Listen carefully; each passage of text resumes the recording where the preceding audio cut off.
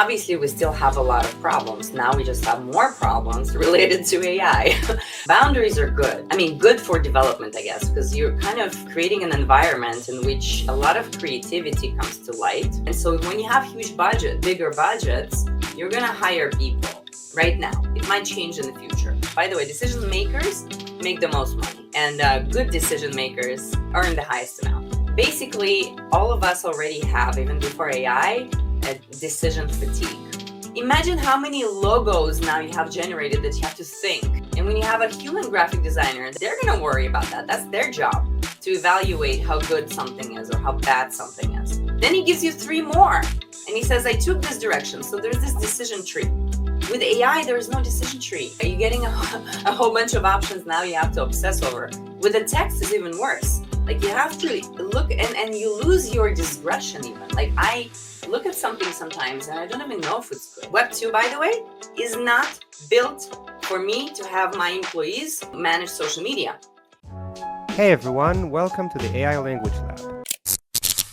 And today we have a very special guest. The first episode is about Yael Tamar, who is a digital marketing expert and a lot of other things that she will tell you about. So Yael, it's great to have you. And I will do a short intro of you, just so you don't have to self-testify how awesome you are. But Thanks. but then we'll start asking you some questions. So Yael has I believe over almost 20 years or something of experience with marketing and branding and building businesses. She's been working in the blockchain space, and she has a lot of experience with all sorts of technologies. And recently she's been getting into AI like all of us, and she's been applying it in her businesses and as a coach when she helps people like me become better at what they do.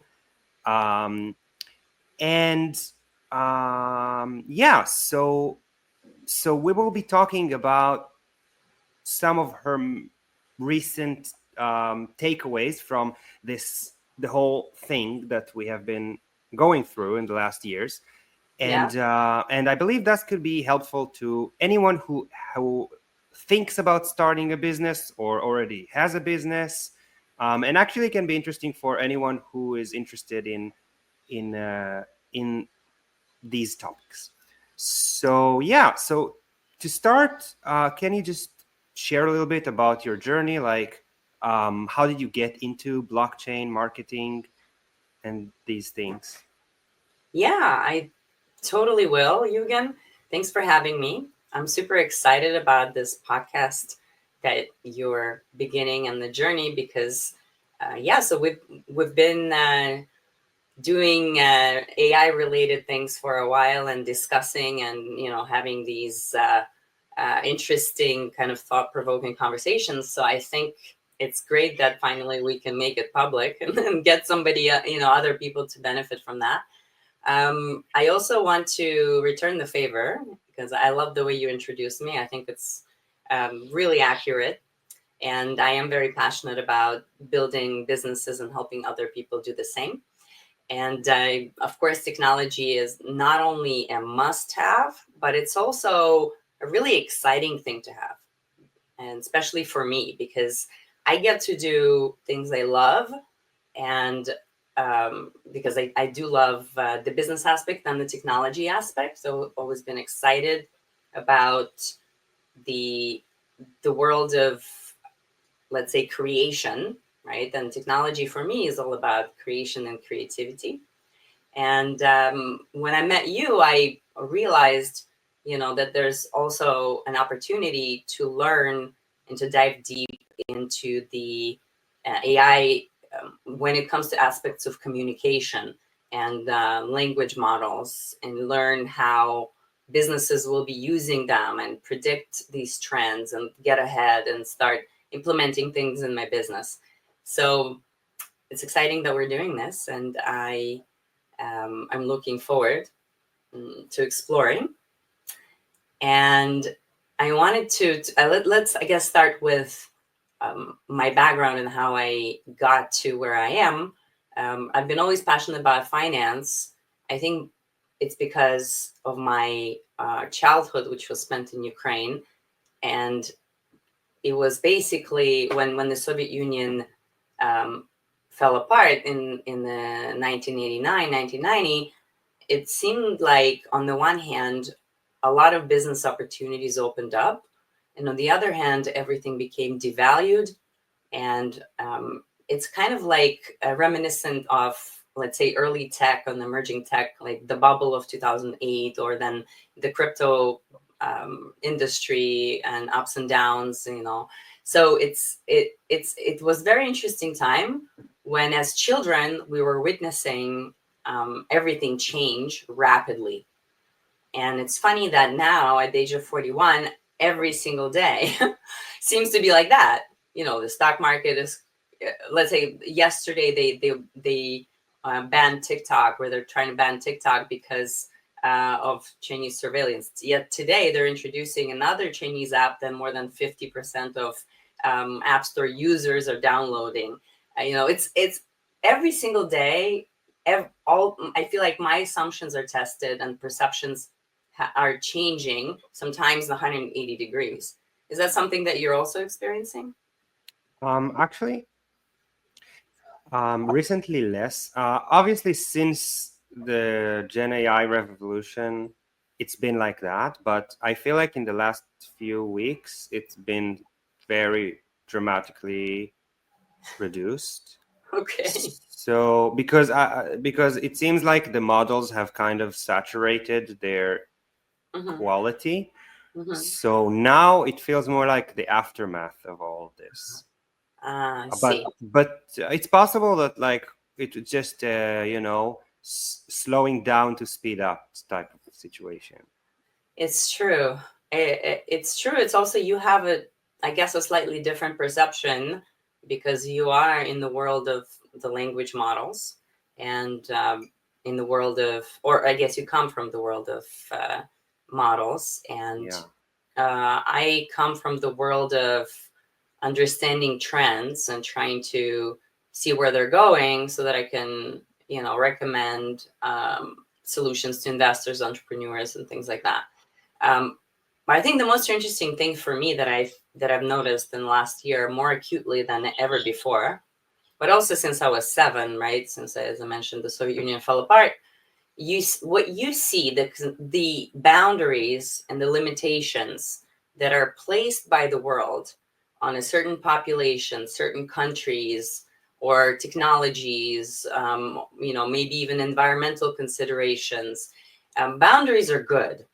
I mean, good for development, I guess, because you're kind of creating an environment in which a lot of creativity comes to light because people are trying to find ways to either circumvent the boundaries. You know, like when, let's say that you're restricted in movement in COVID, so you developing digital businesses like crazy, right?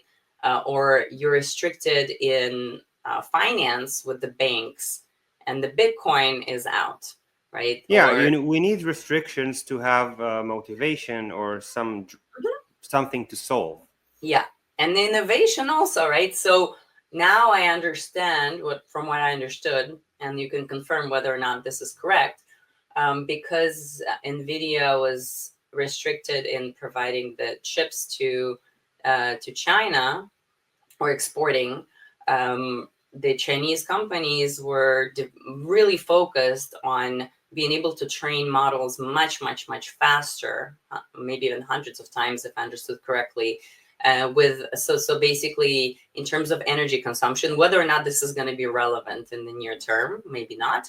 But it seems like at this day, right, when we still have energy concerns, it's been much more efficient for them to develop.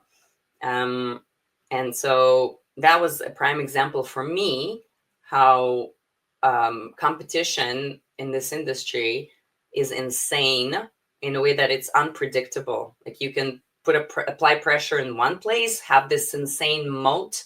Moat is basically a competitive advantage of, let's say, huge budgets, Microsoft and whatnot, and yet you have an incumbent competitor who is solving another problem in a different way that you may not have even focused on. What do you think about that? Um, yeah, I mean, obviously, we need people to try to solve different problems if we want progress. But like, I think we should. I mean, it's very general statement. Okay, so I think what we as business owners should focus on is more about what is an interesting problem or a problem that's worth trying to solve. Right. And it's becoming more and more difficult recently to identify these problems because Mhm. a lot of things that, for example, stuff I've been working on in the last few months, Yeah. by the time I finished building them, became less relevant. Wow. So, like, do you have any thoughts on what are some good problems that we need to focus on now as an industry? Hmm. Or like, if you were starting a company now, what would it Yeah. be about? That's a great question. I can tell you about what my clients are asking for, right? What everybody really wants, and how they're looking at AI right now. So obviously, we still have a lot of problems. Now we just have more problems related to AI. How to use it, how to implement it, how to integrate it, what is the security? And it's always like that when a new technology comes in. And that also gives a lot of jobs, additional jobs, contrary to the popular opinion that AI will take away jobs. It's adding many, many jobs related to integration of AI. And so at the end of the day, Yeah, but integration. just as a side note, I mean, you do agree that they take away some jobs, like, for example, voice acting, right? Like it's, or you don't think it's such a big No, thing? no, I don't think so. So here's the thing. Mathematically, I love math, as you know, and I could probably develop a model for this, but I just want to open people's mind to this with maybe some sort of a graphic representation we can imagine.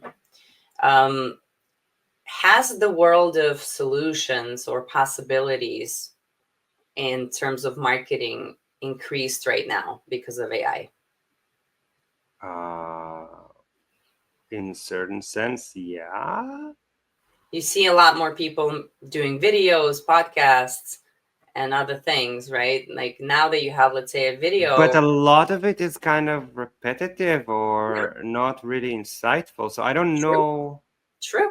But I are there mean, more not to videos say that it's been not to say that before AI it was more insightful. I don't think that, now? but I'm just No, I'm not saying. saying AI generated, but have more people been able to put out content? People, Probably.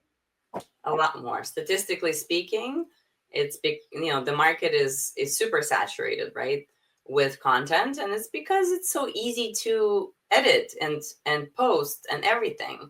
It doesn't require hours at a time like it used to. It doesn't require specialized equipment. In fact, it's done semi-automatically today. The editing, right? So basically, there's lots and lots and lots more content. So there's a huge industry. And within that industry, you have the segments of, as usual, low end, mid end, high end. And of course, the people are going to start with the automated solutions, right? You have these voice actors that are AI actors. They're actually not too bad. It's entertaining, it's nice. So you start using that, right? When you start creating content. And then at a certain point, as it does, it hits the plateau.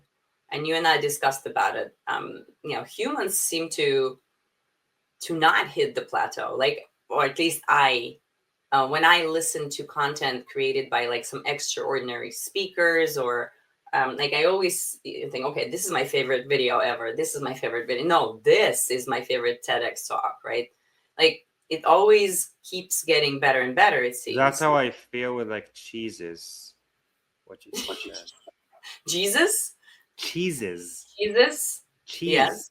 yeah. Like every Jesus, time I try and yeah, yeah. or Right. wine, Try a piece of cheese and or wine, exactly.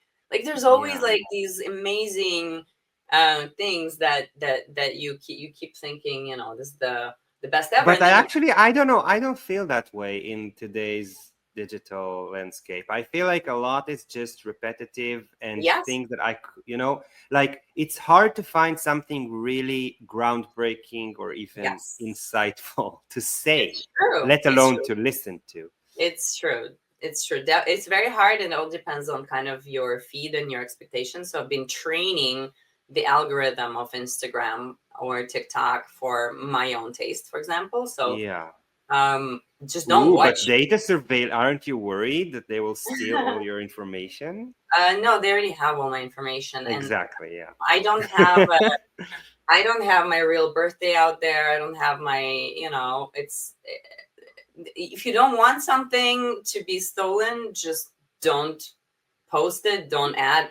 I mean, obviously a lot of No, apps. but I think like the whole point of this data paranoia is that it's not Yeah. about what you say explicitly, Hmm. it's about your behavior. So they're studying Oh, your behavior to yeah, manipulate you. yeah, great. But I like love if manipulation. manipulate me means to give me more entertaining things to I watch, then know. please Please manipulate do. away.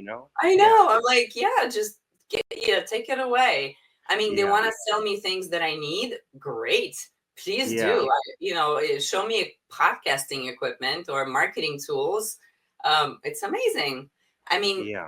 it depends on how easily you're manipulated, right? And in politics, for example, yeah, this can be dangerous. I don't watch political content anyway. I limit it on my apps. You can do that now.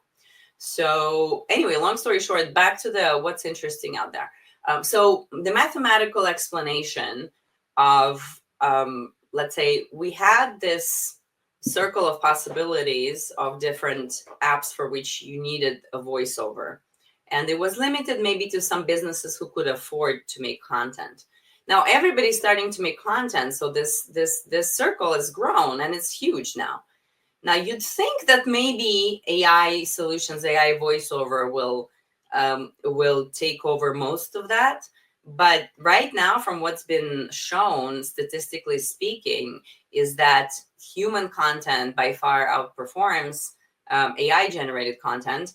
And so when you have bigger budgets, you're going to hire people right now. It might change in the future. So yes, Yeah, but see, the thing is about voiceovers, I'm not talking about huge budget. I'm talking about yeah, everyday businesses that yeah, just want to put out some yeah, audiobooks or, let's even talk about audiobooks, right? Because if I am a small, yeah, business and I want to publish audiobooks, yeah. I it's a very affordable solution. Yeah, Maybe it's not as good as the best human actors, great. sure, but Yeah, there are so many people who prefer yeah, to save money, and yes, and a lot of the voice actors that have been yeah, working in that industry yeah. are now being replaced Are by not being by replaced, but they're actually not being replaced. I think for the majority of it, if they're crappy, by the way, absolutely they're being replaced. Because if they're not better than AI, then absolutely they're getting replaced. no, Um, they are probably better, but they are so much more expensive for yeah, an average business. right, of course. So those businesses didn't have audiobooks before. They just now No, decided. I'm talking about just a completely generic, Yeah, audiobook you've never heard about. There are yeah, millions of these, right? yeah. And they're not being published by megacorps. They are being published by me. Yeah, I agree, but you probably wouldn't even think about doing an audiobook if it wasn't for AI. It would be too expensive for you. So No, what I'm no, saying, I mean, and not me specifically, but some yeah, somebody people like you. Yeah, who were doing audiobooks were I hiring. 100%. I Yeah, agree. that's what I So mean. yeah, I was Or it's just an example. You can also voiceover. think about like Mm-hmm. art for games, like small gaming. Wait, I'll wait Yeah, for you to. no, Small no, gaming I'm with you. studios Yeah, would hire artists, but now they can generate it for a fraction. And yeah, even if it's not the best quality, it's still good enough. right. So what my and time will show my hypothesis, And the reason why I have this hypothesis is because it's happened many times over with other tech. Um, you have a market that's is growing a lot. And so it's being filled by most of these automated solutions. Now, other players, companies, and so on, um, more high end, right? You have low end, mid end, high end. High end will want to differentiate itself and create really high quality, like super high quality. And they're the ones that are going to be hiring human graphic designers. And by the way, AI is a tool. It's like, you still have somebody operating it, right? Yeah, but you can Yeah. have one person do the work of I don't know how many Yes. humans. Yes, Yeah. exactly. Yes. So I don't know if it's gonna, for say, become cheaper when it comes to this artisanal work, and somebody's gotta make decisions. By the way, decision makers make the most money, and good decision makers make earn the highest amount. And because right now AI, you can trust it to make the major decisions, and I'm not sure that will ever really wanna Yeah, do that. that is something I really strongly agree on, Yeah. and it's a message that I would like to get across to a lot of people. Yeah. So let's highlight what we mean, that the AI is great for a lot of things to make them Mhm. faster than humans, Yeah. but to make the most sensitive and important decisions, there is no even it's not just that AI is not able to do it. It's also there is no Yeah. reason to think it will be able to do it Mhm. anytime soon. It Yep. could happen. It could Yep. even take 10 or 20 or even more years until that happens. That's number one. Number two, I'll tell you what other big problem AI has created. And I don't know if there's a solution for that. By the way, you asked about problem solution. Um, Basically, all of us already have, even before AI, a decision fatigue. And when you're writing something, it's kind of like when you said, I want to do a podcast and I just want to, improvise. I don't want to have a script to think about and worry about. Yeah. People don't want to worry about the quality. Imagine how many logos now you have generated that you have to think. And when you have a human graphic designer, they're gonna worry about that. That's their job, to evaluate how good something is or how bad something is. And Hmm. so, right, so now you, instead of getting three logos from your designer, which is what he wants to do usually, right? You get three logos, you choose a direction, and you say, okay, I like this direction, but please fix this. Then he gives you three more, and he says, I took this direction. So there's this decision tree. With AI, there is no decision tree. You're just getting a whole bunch of shit. Sorry. You're getting a whole bunch of options now you have to obsess over. With the text is even worse. Like, you have to look, and you lose your discretion even. Like, I look at something sometimes and I don't even know if it's good. Like, I'm like, this doesn't sound right, Yeah. but I don't know what. Yeah, that's Yeah. always a problem. Like it's been a problem since we had, I mean, for me, forever it's been a problem, even Yeah. just, picking the best cereal. So yeah, AI is not solving that, right? AI cannot make our priorities for us. Yeah. In fact, one of the worst features for me of like ChatGPT that I cannot stand is when it says, gives me the two options, and then I have to give it feedback. Oh Oh, no, it's horrible. That's something I would really like to get across, like up to, if I could talk with an open AI person, like what is this I thing? know. Like, well, why, who, how Yeah, did you even think exactly. about it? I Yeah, know, it's right? really bad. That's Some not how you bad improve a engineering model. on your part. So if somebody can reduce this decision fatigue and just tell us, I hadn't, like, when I was starting a bidding entrepreneur. Once I had this app that we were building, which was called Steak or Cake, and it was supposed to every day deliver for lunch something within my boundaries of preference. Let's say vegan, whatever. Somebody might want to do gluten free or whatnot, and just decide on the restaurant, decide on the meal, and just deliver it to my door. I don't even want to think about it. Maybe I will. Obviously, maybe I could use a button to say, "Please order." Like Uber style, right? So I wish we had that app today because we don't, and I can't use Wolt. Like I just can't go and start choosing my meal. It's insanity. So I do have a meal service that comes to my that decides for me. So I actually do that, but that's not an app. That's a service. So Yeah. No, I my agree. I think like automating decision making can yeah, save a lot of time. It's yeah, easy to get into rabbit holes. mm-hmm, Um, yeah, yeah, but on the same time, we don't want to completely automate it because then we might as well just stop existing. You know, yeah, you want to yeah, make, so the point is maybe that we want to be making decisions that we are good at, that we are interested, like mm-hmm, things that we are interested in, not mm, just any decision. yeah. So we have to figure that out. And I can tell you what my clients want. Like, what do people want in general? They want actually, I think it comes with age. Like different age groups want different things. Like the people in their 20s want fun and entertainment, maybe dating apps. People in the 30s want to optimize and save time, like increase the hours in the day. And people in their 40s seem to want more meaning in life. Business owners, they're kind of like in the same category as people in their 30s. They want to optimize because running a business is strenuous. They want more hours in the time. They want to spend time with their families because now they have families usually by the time they open a business. And so they want to optimize and streamline operations. And they heard that you can reduce crazy number of hours from with all these inefficiencies. So they want to optimize the business. They want agents. They want documents to magically go into the right folders.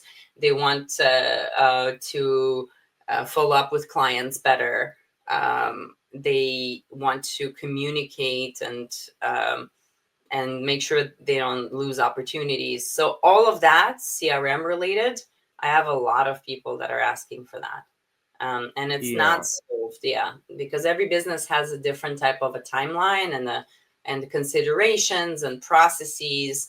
Of course, they want chatbots, but none of them are good enough right now in the market. So Yeah. yeah, so they wanna, but first of all, before the chatbots, because they're fearing for the way that they might scare people or annoy people, right? Because the last thing we want is getting annoyed um, with the machine. So Yeah. that's kind of what they right now want to tackle the back end tasks. That's one of the Yeah. major requests.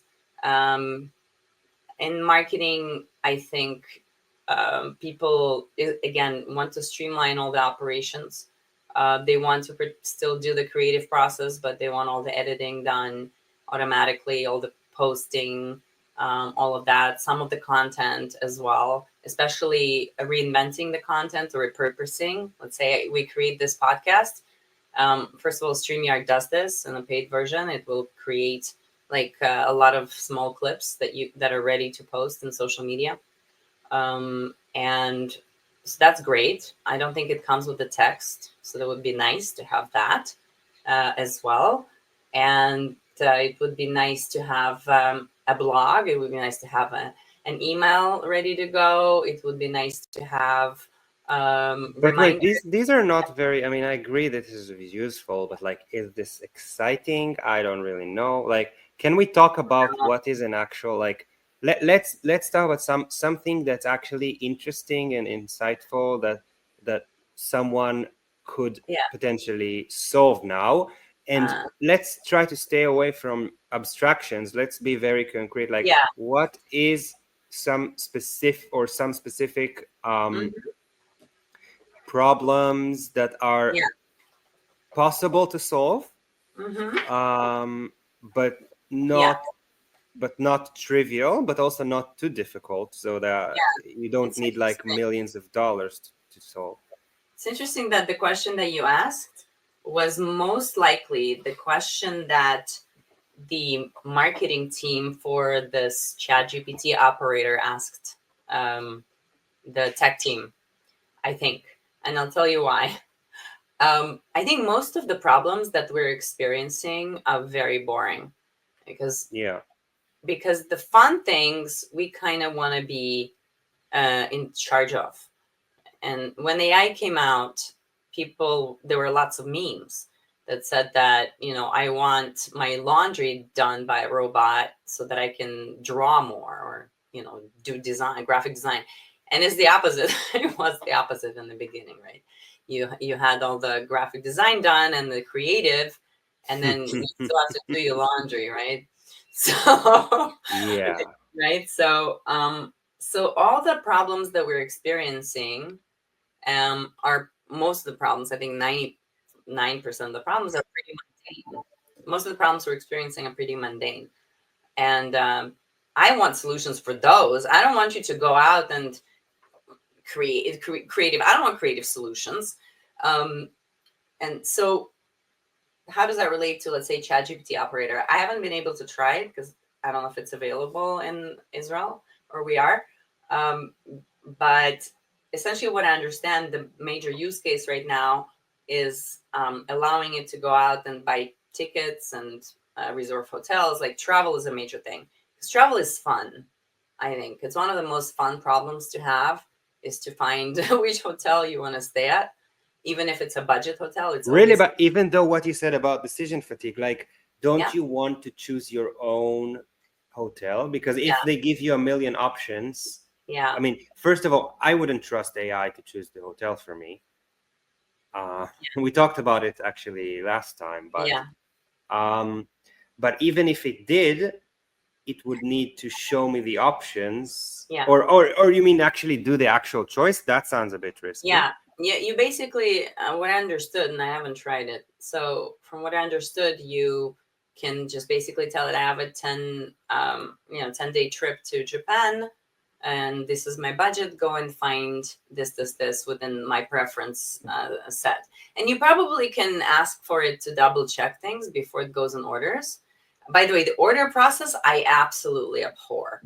And oh my God, if they're solving that, like, go and put in all my passport Oh information, yeah, that's of right? course. Like, it can basically verify with me, like, do you prefer this airline or this airline or this hotel, that hotel? And then once you're done, like, you can go and reserve, like a travel agent, right? Yeah. So that's fun. But I think, like, people have thresholds of confidence, and also depends on, where you're going. How, for business, like, I had an assistant who would order everything, arrange everything. And I had, and I had it in my calendar essentially for a couple of years. I was traveling like every 2 weeks, and I just had it in my calendar, even like, pack, you're leaving tomorrow, and then I had in my calendar, go to the airport, and I order an Uber, and then I'd arrive, and then I'd have the address of Airbnb or a hotel or whatever. Like, I didn't even know where I was going a lot of times. And then in the morning, I didn't know I was supposed to go. Like, it was written, now take a taxi. I actually had this written in my calendar, take a taxi to such and such address. It's a great thing that nobody hacked my calendar, because that could be dangerous. But yeah, so all of that. Yeah. So I had somebody full time handling my schedule, right? So that can Yeah. be done by an agent for sure. Yeah. It would be great to have AI do that for us. Yeah. It's not, it sounds very doable. It doesn't sound crazy. I'm No. sure some people are working on it. But that brings us actually to a bigger problem of integration, because the issue is not making an AI that does it. The issue is making an AI that doesn't get filtered by Yeah. the flight websites, bot Yeah. detection devices. So Yeah. I guess the best, let's, you know what, then I guess I we know what should, the solution is gonna be, I think. Uh, okay, yeah. I think. I think that all. I think in and actually Zach, or Mark Zuckerberg, alluded to this, when he did this video about how everybody's gonna have their agent. In the same video, what I heard actually is like, oh, we made a mistake naming the company Meta, because it seems like nobody cares about the metaverse. But maybe we'll make a comeback, right, where agents will hang out. But essentially, what I understand the world is going to be like is that every company will have its own agents. And so if you're going to order stuff from the website, it will have an agent that will connect with your agent. So humans Oh will yeah. still go, yeah, right? Yeah, I mean, Yeah, but the issue, of course, that would be amazing. But the thing is that that would require kind of a global shift It's not Mhm. something that one company can do. So you No, need to find a way to get website owners to, join Web they 3 or will. Web 4 Yeah, or Web 6. I don't know what kind of yeah. web it is, So but right now, Web3 is enough, I think. yeah, yeah, of course, but we 2.5, don't Web see 2.5. we don't see everyone jump into it, because a Yeah. lot of people are used to, even me. I mean, I'm used to this good old web, and I don't know, like, what I don't know anything about Web3. I don't know why I should even join it. Like, You I probably get that. don't need to. You don't need to Yeah, know. Did yeah. you know, you're a little, you do have a technical background, but most people don't know what HTTPS is, or, you No, know, I know what that is, but I'm saying, like, to get people to completely change their platform and, you know framework, that's very hard. It needs to oh yeah, be, yeah. So, yeah. but yeah, S- if it's so much better, maybe eventually it will. Yeah, they don't have to. The thing is that they don't have to change the underlying way they do things for Web3. So this is the thing that they still haven't grasped, and that's basically one of those boundaries, requirements, limitations, or whatever that will force them to look for solutions, and then they will go back to the Web3 that they didn't understand and try to understand it, and it just wasn't its time. The thing about the Web3 is that it's not a totally different environment that they'd have to replace their old websites and whatnot. It's just a layer. So it Mm. actually is a layer. Like you had, so the Web Zero, So can you package it into some sort of yeah, like an extension, or a, what it's called, like a packet, yes, like when you download a thing for your yeah. website? Yeah, Oh, so plugin. No, so okay, a so plugin. yeah, so let me actually give you like a concept of 0, 1, 2, 3. So Web Zero was back in the day when we just did things not on the web, maybe emails and text messages. In a lot of countries, in Africa, people are still doing this apparently. So Web 1 was like early websites when even before Google, you had kind of like a landing page and an address, and then you could go there, like almost like Craigslist, for example. You could go there, you see an ad, somebody's phone number instead of a newspaper, and you're like, oh, okay, so you are selling a house. I can now go and buy it from you in person. Um, Web 2 developed when the apps came about, right? iPhone and stuff like that, because it's all about user experience.